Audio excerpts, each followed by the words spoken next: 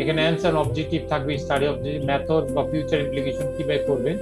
খুবই সংক্ষিপ্ত আকারে 150 থেকে 250 ওয়ার্ডের মধ্যে লিখতে হয়, অনেক ক্ষেত্রে 300 ওয়ার্ডও বলে। ইন্ট্রোডাকশনের মধ্যে ব্যাকগ্রাউন্ড অফ দি স্টাডি বা কনটেক্সট, আপনি যে কনটেক্সচুয়াল অ্যানালাইসিস করছেন, কিভাবে লিখবেন, এটার ঐতিহাসিক প্রেক্ষাপটটা কি, সেটার মধ্যে আপনার ইন্ট্রোডাকশন থাকবে। টপিক ধরেন আপনি চিন্তা করছেন কি ধরনের মিসিং আছে বা কি ধরনের কন্ট্রিবিউশন দরকার, বা যে ধরনের গ্যাপ অ্যানালাইসিস করলেন সেই অনুযায়ী কি এখানে ইন্টেলেকচুয়াল ইনপুট দেওয়া দরকার, অর্থাৎ অলরেডি আছে আর যেগুলো নাই, নট কাভার ইয়েট, সেগুলো চিন্তা করতে হয়। লিটারেচার রিভিউর মধ্যে ক্রিটিক্যাল কম্পারিজন করতে হয় কন্ট্রাস্ট প্রায়র স্টাডিজ এর ক্ষেত্রে। রিপোর্টটা লিখতে হয় বিভিন্ন থিওরিটিক্যাল ডায়াগ্রামের মাধ্যমে, ডিবেট বা কনস্ট্রাক্টিভ ডিবেট হতে হবে, মেথডস ইউজ করতে হয়, প্রিভিয়াস হিস্টরি রেজাল্টের সাথেও কম্পারিজন করতে হয়, এবং ক্রিটিক্যালি কনস্ট্রাকটিভ ডিবেট,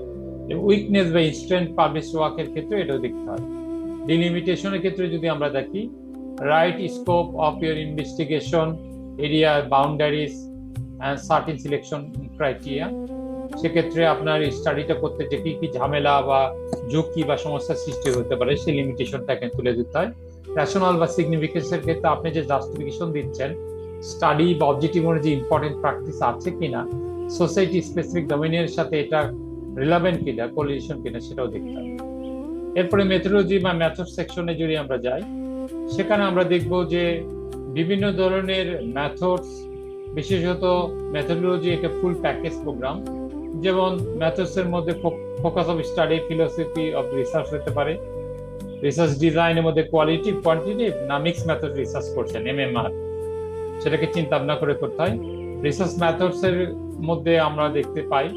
যে সার্ভে থাকতে পারে, কেস স্টাডি হতে পারে, স্টোরি টেলিং হতে পারে, গ্রাউন্ডেড থিওরি হতে পারে, এক্সপেরিমেন্টাল হতে পারে, বিভিন্ন বিষয় হতে পারে, অবজারভেশনাল মেথড হতে পারে, study population, sampling science, sampling draw, sampling technique, data collection technique, tools, কি ধরনের টুলস বা কোর্সিং ইউজ করবেন, ভ্যালিডিটি রিলেভিটি মেজার কিভাবে করবেন, ভ্যালিডেশন ডাটার ক্ষেত্রে ডেটা ম্যানেজার বা অ্যানালিসিসের ক্ষেত্রে কিভাবে করবেন, সেটাও কিন্তু দেখানো হচ্ছে। প্রপোজ ডেটা অ্যানালিসিস ক্ষেত্রে আপনারা বিশেষ করে স্ট্যাটিস্টিক্যাল টেস্ট করবেন, কোয়ান্টিটিভ ক্ষেত্রে এক্ষেত্রে আপনি কাই স্কোয়ার টেস্ট করবেন না